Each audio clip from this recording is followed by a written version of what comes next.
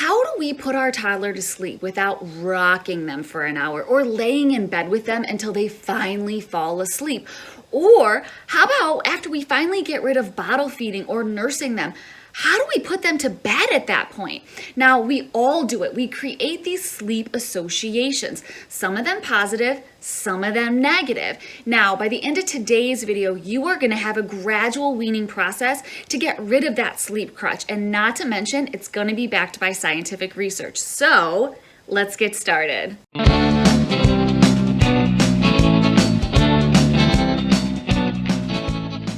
Welcome back. If this is our first time meeting, my name is Alicia Tomowski, and this is my channel, The Parent Brain Ball Game. Because let's be honest, guys, sometimes this parent brain, it is just not all that intuitive. And sometimes you have to play ball with your kids, both figuratively and literally, to get that job done.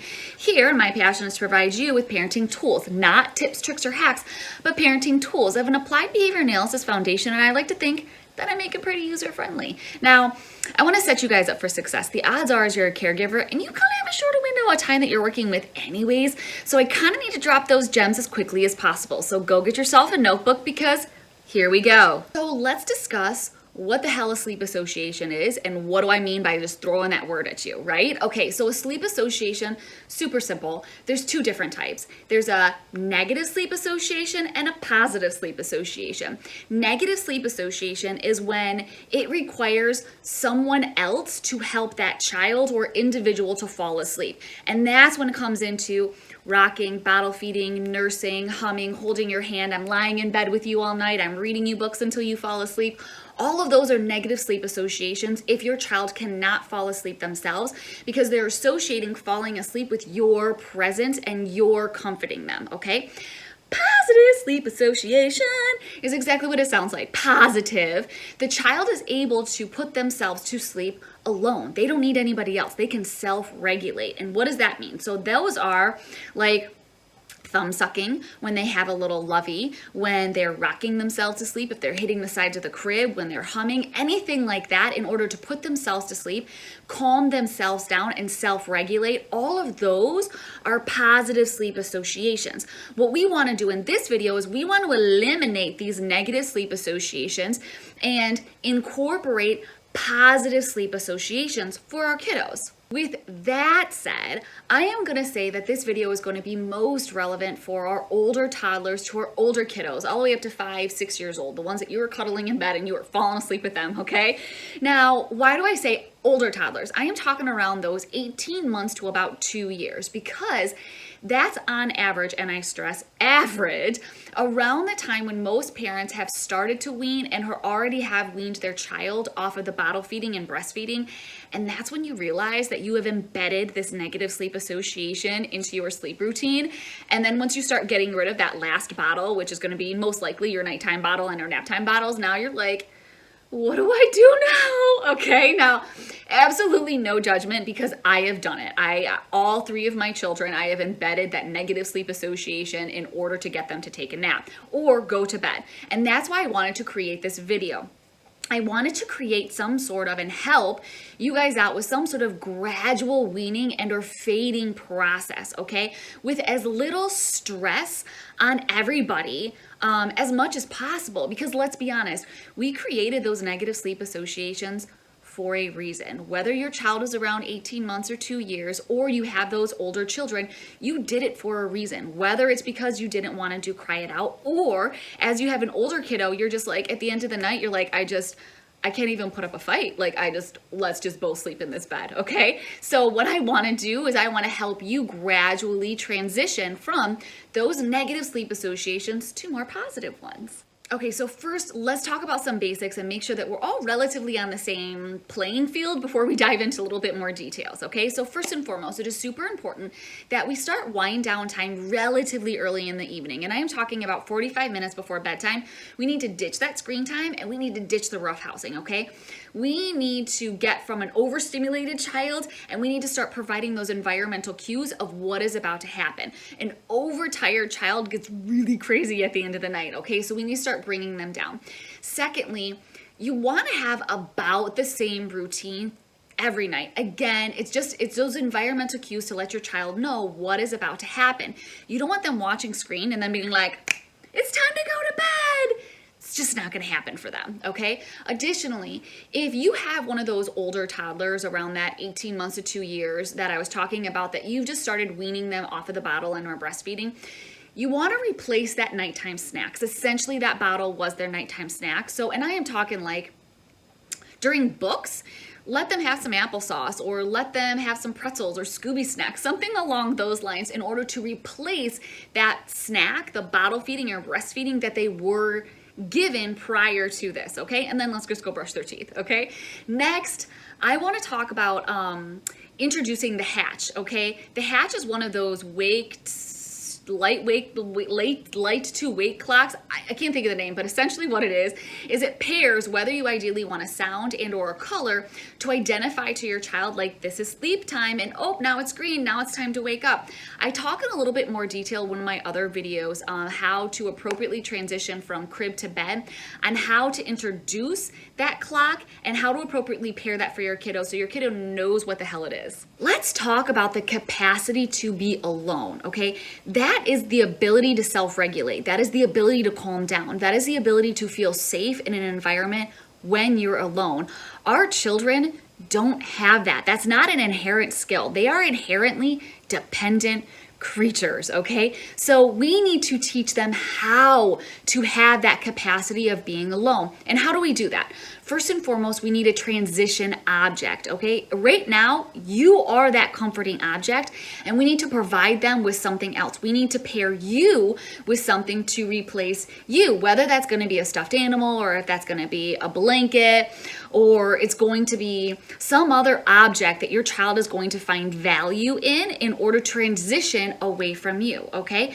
Next, we need to develop a safe environment. We need to make sure that our child feels comfortable in it. And that is to eliminate all of those fears of, oh my God, once you leave the room, you're never coming back. No, mommy is right outside. Daddy is right outside the door. I'm right in the living room. I'm not going to leave the house. You want to eliminate a lot of those common fears for your kiddo. And in order to create that safe environment, there is no sneaking out, okay?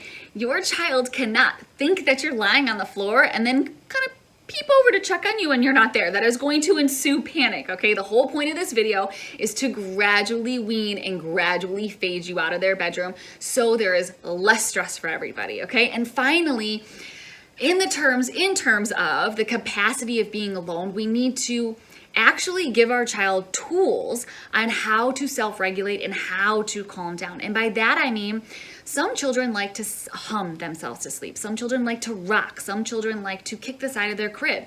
Some children like to twirl their hair, okay? We need to figure out how it is that we can help our kiddo to kind of start calming down. And you can see some of those things. Like, our kids self-regulate throughout the day.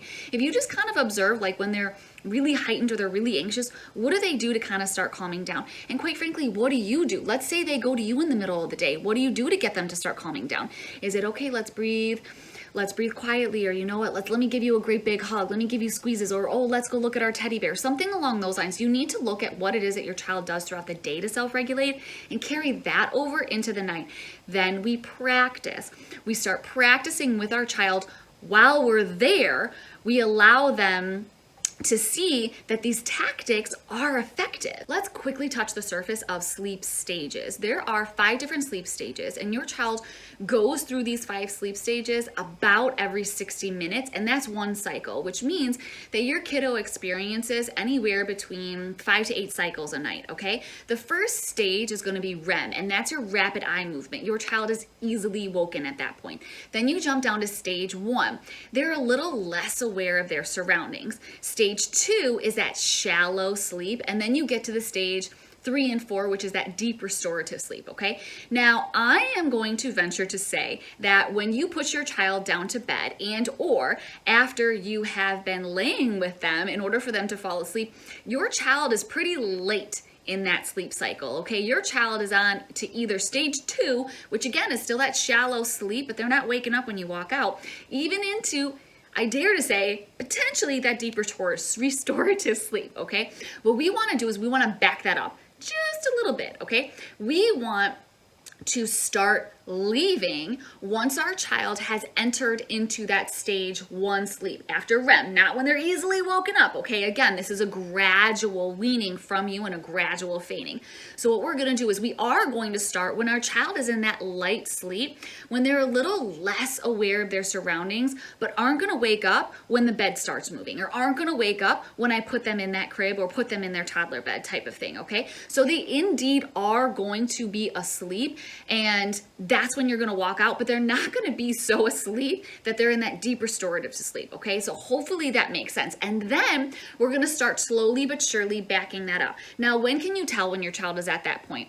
Research says that on average, your child is probably in stage 1 around 20 minutes after they've kind of closed their eyes and zonked out, okay? So 20 minutes after you've been rocking your kiddo and they're definitely mouth open, eyes closed, or 20 minutes after I've been laying in bed with them. That's when you want to start creeping out, okay? Then we're going to start gradually fading you out. And let's talk more details about that. I want to repeat that this is a gradual weaning process, and this is a gradual fading process, because what I'm about to describe to you, like the schedule that I'm about to describe to you, is probably going to be a little bit more painful than you thought it was going to be. But again, I want to stress that the ultimate goal here is to wean you out of your kiddo's bedroom without all of the stress that, quite frankly, you kind of avoided in the first place by creating that negative sleep association. But again, no judgment, because I did it. So I want to note for those toddlers that are around those 18 months to 2 years that you're just getting rid of the bottle now, or you just weaned them off of the breast type of thing,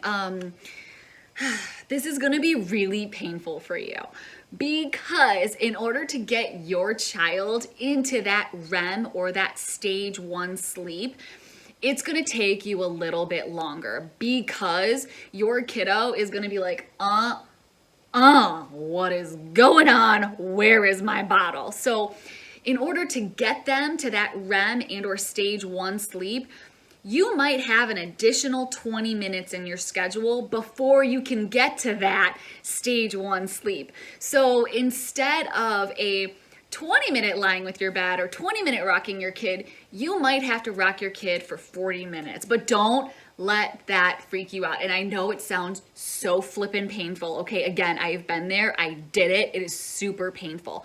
But it's because you are working out that negative sleep association of that bottle. So before your kiddo even allows themselves to get into that REM or that stage 1, they have to get past the fact that they're not getting that bottle. And that's where your transitional item is going to be key for you, okay?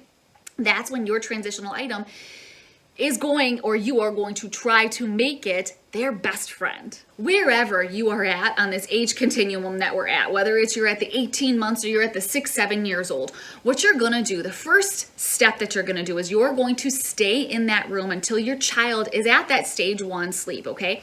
Your child is at that light sleep to where they're less aware of their surroundings and are not going to wake up when you leave. Now, during that time that I'm in that room, I am going to pairing that transitional item, okay? I am going to try to teach them those tactics in order to fall asleep. Again, even if you have those younger kiddos, you can still do this. You can still do the rocking. You can still give them their lovey, their stuffed animal, their blanket, the humming, anything that you can start associating with this is a safe environment for you to fall asleep in. You're going to do that schedule anywhere between 3 to 5 days, not long enough to where they can create another negative sleep association, okay? After those 5 days, now we're going to cut the schedule back by 5-10 minutes, okay? 5-10 minutes earlier, you're going to leave that room. But at this point, your child's going to be a little bit more awake, okay? So you're going to be tucking him in, you're going to give him a kiss goodnight, and then you're going to leave the room, okay? Every 3 to 5 days, you're going to be pushing that schedule back 5 to 10 minutes, okay? As you continue with that schedule and you're pushing that time about 5 to 10 minutes on average about every 5 days, you're going to be leaving the room with your child still awake, okay? And what do you want to do at that point? You want to reiterate that safe sleep environment. By that, I mean you want to eliminate all of those common fears. It's, I am never very far. Mommy is right down the hallway. Daddy is in his bedroom. You can have a night light on, okay? And obviously, Depending on your child's age is going to depend on how much dialogue you give them, okay? But you want to ensure that safe sleep environment as you're leaving the room. And it doesn't stop there. So the very first time that you leave the room with your child awake, we are gonna start check-ins, okay? So as soon as you leave the room, and I am talking legit, 5 seconds, you are going to turn right back around and you're gonna go back in there and be like, oh, you're doing such a good job, okay? Keep your eyes closed, okay? And then you're gonna leave and you're gonna gradually increase that time, okay? And by increasing, I am talking like itty bitty little increments, okay? I'm talking like 5 seconds. And then the next time you go check in, it's gonna be 20 seconds. The next time you go check in, it's gonna be 60 seconds. And that sounds super duper painful. But again, the less stress that we can have on our child and the safer that they feel, the better and the less pain this is gonna be for everybody in the long run, okay? Now, you're not gonna do that forever, all right? Those itty bitty like increments, you're only gonna do for like the first day and the second day, okay? After that, your check-ins are gonna become longer. It's gonna become more of the 1 minute, 2 minutes, 5 minutes, 10 minutes, okay? Now this looks a little different than you did in infancy, okay? Your toddler is at a vastly different point than your infant was. So it's not as much as a dumpster fire as you think it's about to be when you go and you check in. At this point with your toddler, it's just so much more of that like reassurance that once you leave the room, you're not gone and it's okay for them to fall asleep. And that's what we're trying to do. We're trying to build in that it is okay to fall asleep. It is okay to start self-regulating. It is okay to calm down when mommy or daddy are not here. Now, you're going to do the check-ins until around the time that you are able to check in on your kiddo, maybe twice, maybe one time before they're able to fall asleep, okay? And research shows that ideally their head is on the bed for 20 minutes on average before a kiddo falls asleep, okay? So that's important to consider too, that your kiddo might be kind of in there, kind of tossing and turning for 10 to 20 minutes. That's okay. That's normal. That's what everybody does, all right? So don't be like, oh my God, you need to fall asleep now. No, it is on average able to be 20 minutes, okay? Now, what do you do if you have a toddler that is in a toddler bed and your kiddo is able to pop out and check in on you and be like, what's going on, okay? What we do at that point is we take our kiddo right back into their room, okay? We tuck them right back in and we do the reassurances again. Mommy is right down the hallway, but it's really important that you stay in your bed. The light is red. Again, I'm referencing that hatch. The light is red. Your head needs to be on the bed, okay? So, and then we give them a kiss, and we leave the room again. You do not want to linger. You do not want to hold their hand. You do not want to now lay on the ground. We do not want to create any more negative sleep associations, okay? We are trying to build those positive ones. So every time your kiddo comes out, it is super important that we are super consistent with taking our kiddo back into bed. And that means, unfortunately, potentially those 2 a.m. wake ups. Our kiddo cannot sleep with us, okay? We cannot sleep with our kiddo. Consistency is the key here. If you are inconsistent, even once, your kiddo is going to be like, let's do this, okay? It's the whole thing of like, you know, like what is that saying? Like give them an inch and they take a mile or something like that. That's what your kiddo is going to do, and you don't want to do that. We have gotten to this point. You want to take them back into their room, tuck them right back in and say, it's time for you to go to sleep and mommy's gonna see you in the morning, and then you're gonna walk right back out. And that wraps it up for me today, guys. So if you found value in today's video, don't forget to hit subscribe and that little bell icon that lets you know when I do other future videos, and I do them weekly. And please comment below. Maybe there's other behaviors that you kind of want me to touch on, and I look forward to seeing you in the next video.